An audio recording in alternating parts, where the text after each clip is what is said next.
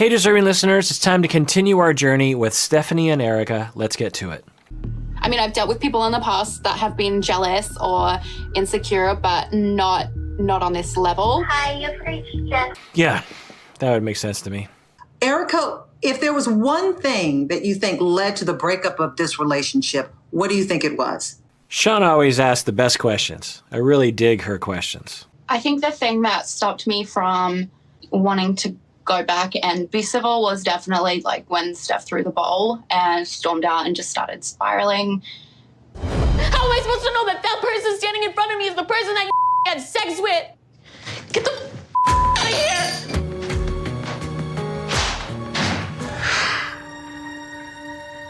I was trying very hard and overcoming many things that were kind of like thrown at me that I didn't know were going to be a problem. And then for that to happen, that was just like, that was the final straw. Well, And I think a lot of people would say that Erika was really nice to provide Stephanie a number of second chances. You just completely, you know what? You actually don't understand me at all. And I thought you understood me, and you don't at all. What? So, like, this date is actually over. You know what? I mean, it's pretty interesting that they managed to recover after this one and have 5 more fights very similar to this. So I remember when I first saw this, I thought, well, that must be the end, and it wasn't. Wow, you could just, like, seriously off. Let's go. I'm not your princess. Bye. Go. You don't treat me like a princess. Stephanie, what do you think was the problem there? All I really wanted to do was to just kind of ask some questions, because my problem in my past relationships has been that I've just not addressed anything. And then it would come back to bite me in the ass like a year later when I found out that that person had been cheating on me the whole time. Ah, okay. More detail. That was my suspicion, was that she had been specifically traumatized in the past in this way. And that made her extra suspicious and extra reactive to any sign of abandonment or betrayal. And that shot her in the foot a number of times in my estimation. It's interesting you saw Darcy kind of nod her head, because I think that Darcy and Stephanie can relate to each other a great deal in the traumas that they've experienced and their reactions to their traumas. That is why I was like, oh, well, like the dating app, like, do you mind taking it away? Like, are you going to be talking to other people, or are we just going to be just me and you, you know? And like when she got really upset about me bringing up the dating app and then stormed off, I viewed that in my mind as like, she's hiding something, you know? No, and then when I didn't get upset because I had to delete the app. I was upset because I was having Stephanie's own insecurities projected onto me, and I was the one that found things on Stephanie's phone, and that is why I got angry and got mad and left. Wait, what?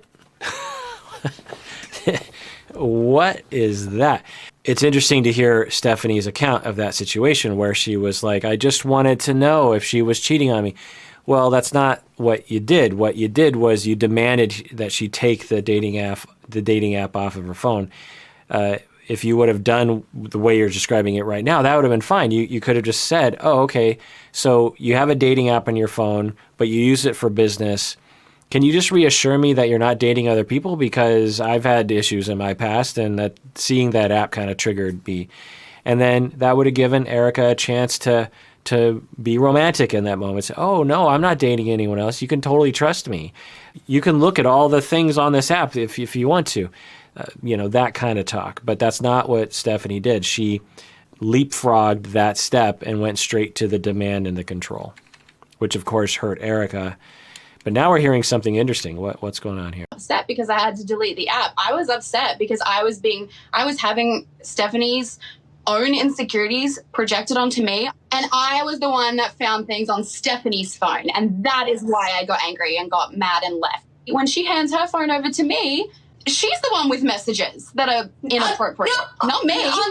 No. That was my Instagram, and it was my filtered request, and it was just creepy dudes messaging me things, but I had never responded to that. And there was a message in there saying, "Oh, come to Florida and we'll get married." They're just people who watch my videos. They're complete strangers. It's the difference between an Instagram, which I use. It's business, is it? It's networking? Yeah. Interesting. So they didn't include that in the show? It's like, it makes you wonder what this show is showing. And that's what I always say. I always say everything I say is speculative based on what the show is showing us. The show is trying to show us a narrative. And I always just have to wonder, what narrative are we being sold here? And that is a major detail that they should have had in the show. Erika found, Stephanie's phone with a bunch of messages, and Erika got upset. Why didn't they include that? I mean, that I'm sure would have been interesting for the show to portray. But now they're just kind of fighting and trying to jab at each other, which is, unfortunate to watch, difficult to watch. They're two completely different people to begin with, and Stephanie wasn't comfortable with Erika's lifestyle. Erika is such like a free spirit. She definitely wasn't comfortable with all of Erika's friendship group and just our lifestyle in general. She made that comment at the party that this isn't her scene, it's not her style. Do you have feelings for Erika in any way other than just friends? Not at all. I love her to death, and I would do anything for her. Mm-hmm. Her and I are very close and very similar people. Erika, what's going on? I'm just sick of the jealousy thing coming up like over and over again. This is so up. She kind of discussed what made her uncomfortable, and being Stephanie's best friend I've known for years, like things like that do bother her, and just being able to talk it out is something that's helpful. Get it off her chest and move on. So she's being a good friend to Erika or to Stephanie, and that's great. That I sometimes mix up Stephanie and Erika's name. I don't know what it is. I always say I grew up with a lot of Stephanies and a lot of Erikas, and it was just one of the Jennifers. It's just a lot of names like that growing up. So I apologize. But anyway, so she's being a good friend to Stephanie, which is great.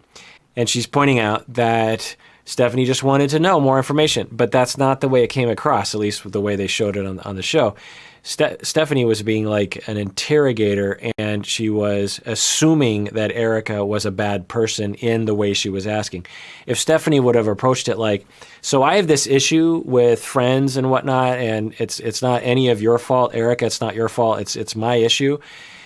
But it might help if I just had some sort of contact with Adam, and maybe we had a back and forth, and maybe that'll help. I don't know. But I don't want to make it uncomfortable because this isn't your problem. This is my problem.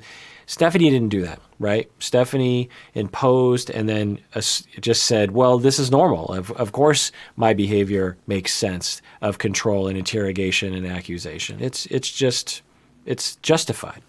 Exactly. And I feel like if it was a different gender going the other way around, it wouldn't be a problem. The question shouldn't have needed to be asked.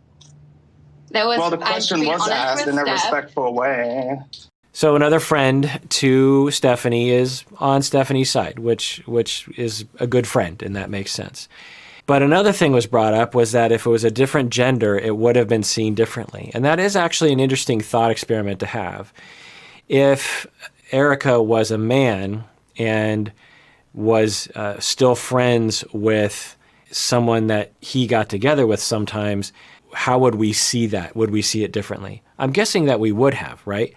If Stephanie went to Australia to date a man, and that man was still hanging out with several women that he had been together with physically before, and there was this friendship, then we might look at him and say, he's a player. You know, the way that we looked at Ash, for example. Ash has a lot of women around him. He's a player. We have this stereotype or this template that we place on men in that situation. And there's a version of that for women as well. And to be clear, it's fine that Stephanie was concerned. It's just the way she went about it that was destructive. The question was asked in a respectful way. But Erika, I wasn't questioning your feelings about Adam. I was simply asking him about his feelings towards you, because if you're going to be crashing at his house and, you know, maybe after a few drinks, I want to know that the guy like knows his boundaries and, you know, doesn't have like some secret thing for you. And I just felt like I wanted closure. And that's what Stephanie was saying back then as well. But you just have, if from Erika's perspective, you just have to be like, what would it matter if he still had feelings for me or he wanted to get together with me? I was telling you I was with you. For you, Stephanie, you have a lot of guys on YouTube trying to get together with you. Am I threatened by that? No, because I'm secure and I'm not worried about people leaving me. You have anxiety about that. You are insecure.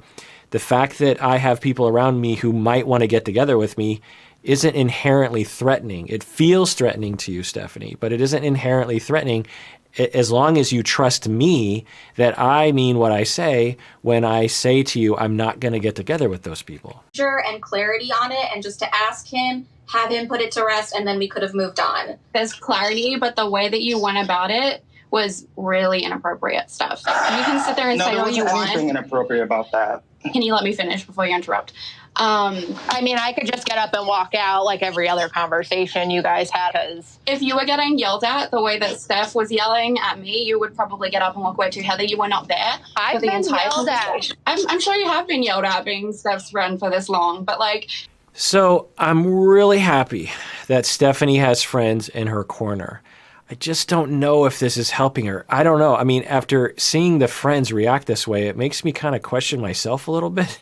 Am I seeing this the way that I should be seeing it? Because they're clearly seeing, Stephanie and her two friends are seeing a completely different version of the world than what I was seeing, and I think what Erika was seeing. So I'm glad that I'm glad Stephanie has friends. But is this a weird echo chamber that's happening? Because I don't know if this is helping. I would like to think that if I was Stephanie's friend, I'd care and I'd be there for her.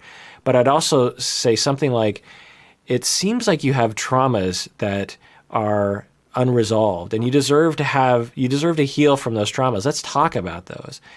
It also appears that your typical knee-jerk reaction of coping with insecurity is to control and ultimately push people away from you, which I don't want for you. I want you to meet someone and be able to manage that well. Yeah, I don't know. The friends seemed quite convinced that Stephanie was completely in the right, and you know that's interesting. You know what? I'm just not. Well, that's a fair thing to say. I've been nothing but kind to you. Clearly. Are you serious right now? You. I'm sorry. You. There's no need to be yelling at Erika. I'm Italian. It's what I do. What?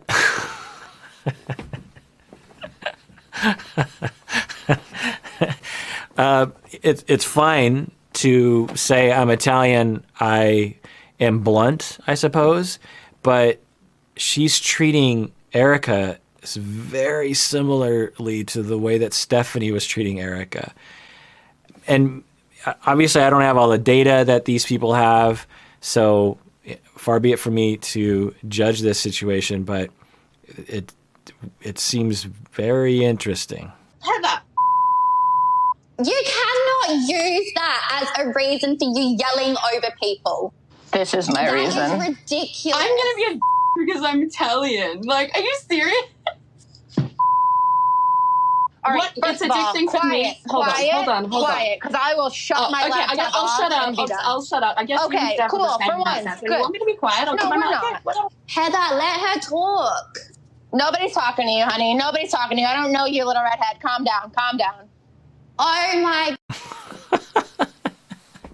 Why wasn't she on the reality show? Like she's reality show gold. Wow. How about you act like an adult? Stop yelling. Honestly, Erika, you seem like you have a lot of secrets, because the one thing that stood out to me. What are my secrets, Sanders? Oh, there's a lot, sweetie. Because a real person is, if they're called out to have an app on their phone and they weren't doing anything sneaky, they would have opened up that app and showed all those messages. Sanders, Steph, did I give you my phone? Yes. You were not there. Remember that. Okay. Okay, so in a normal actual legitimate debate, Sanders would have said something like, oh, okay, well, my bad. I didn't know that. Point taken. But that's not what's happening. So, wow. The tell-all. There's always so much action that happens. All right, well, that does it for that episode of Psychology in Seattle. Thanks for joining me. Tune in next time. Maybe there's more to this story. I'm not really sure. And please take care of yourself because you deserve it. You really, really do.